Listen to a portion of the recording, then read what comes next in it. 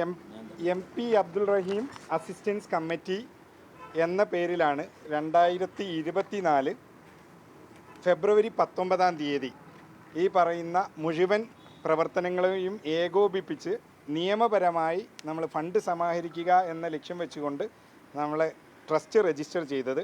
ആ ട്രസ്റ്റ് പിന്നീട് നടന്ന ക്രൗഡ് ഫണ്ടിങ് നിങ്ങളുടെ എല്ലാവരുടെയും സപ്പോർട്ടോടു കൂടി ഒത്തിരി ഇനീഷ്യേറ്റീവ് ഇതിൻ്റെ പിന്നിലുണ്ടായിരുന്നു. എല്ലാ കമ്മിറ്റികളും ഒരുമിച്ച് പ്രവർത്തിച്ചു.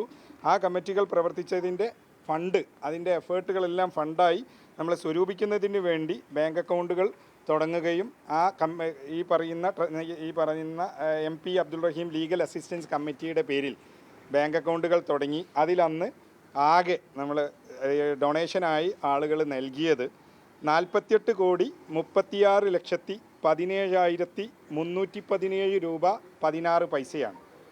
48,36,17,317 രൂപ 16 പൈസയാണ് ഈ ബാങ്ക് അക്കൗണ്ടുകളിൽ നിന്ന് ഈ ബാങ്ക് അക്കൗണ്ടുകളിലൂടെ പറയുന്നത്. അതായത് അക്കൗണ്ടിലാണ് ഭൂരിപക്ഷം തുകയും വന്നിട്ടുള്ളത്. കൂടാതെ നമ്മുടെ റഹീമിൻ്റെ വീട്ടിൽ നേരിട്ട് കൊടുത്ത പൈസ അവിടുത്തെ പ്രാദേശിക കമ്മിറ്റിയുടെ നേതൃത്വത്തിൽ കളക്ട് ചെയ്ത് ആ തുകകളെല്ലാം നമ്മൾ ഇട്ടു. ജസ്റ്റ് ഒന്ന് വായിക്കുകയാണെങ്കിൽ എല്ലാം ഈ പറയുന്ന എല്ലാ സമാഹരണത്തിൻ്റെയും ആകെ തുകയാണ് ഞാൻ ഈ വായിച്ച തുക. ആ വായിച്ച തുകയിൽ നിന്നും നമ്മുടെ ബ്ലഡ് മണി അടക്കം, അവിടുത്തെ സ്റ്റാറ്റ്യൂട്ടറി ചാർജസ് ആയ അവിടുത്തെ അഡ്വക്കേറ്റ് ഫീ അടക്കം എല്ലാ ചെലവുകളും ഉണ്ടായി. ആ ചെലവുകളൊക്കെ ജനറൽ ബോഡിക്ക് മുമ്പാകെ അവതരിപ്പിച്ചു. ആ അവതരിപ്പിച്ച തുക എല്ലാം കഴിഞ്ഞ് ഇപ്പോൾ നമുക്ക്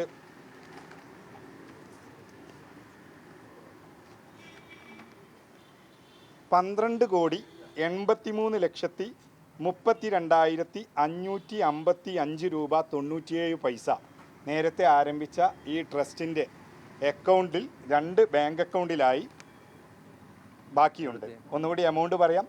12,83,32,555 12833255.97 പൈസ അത്രയും തുക ബാങ്കിലുണ്ട്. ആ തുക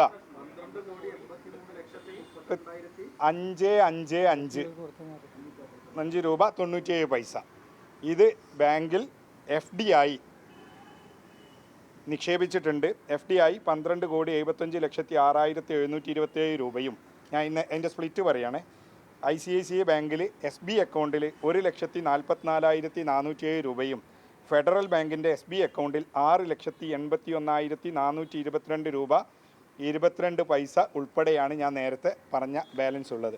ഈ പറഞ്ഞ തുക നമ്മുടെ ഈ ബാങ്ക് അക്കൗണ്ടിൽ നമ്മുടെ ട്രസ്റ്റിൻ്റെ ഇവിടെ പ്രതിനിധികളായി ഈ പറയുന്ന മുഴുവൻ കമ്മിറ്റികളുടെയും പ്രതിനിധികളായി നാട്ടിലെ ഏറ്റവും ലീഡേഴ്സായിട്ട് മണ്ഡലം തലത്തിൽ പ്രവർത്തിക്കുന്ന ലീഡേഴ്സായിട്ടുള്ള ആളുകളുടെ പേരിൽ അവിടെ ഓതറൈസേഷനോടുകൂടി ബാങ്ക് അക്കൗണ്ടിൽ സൂക്ഷിച്ചിരിക്കുകയാണ്.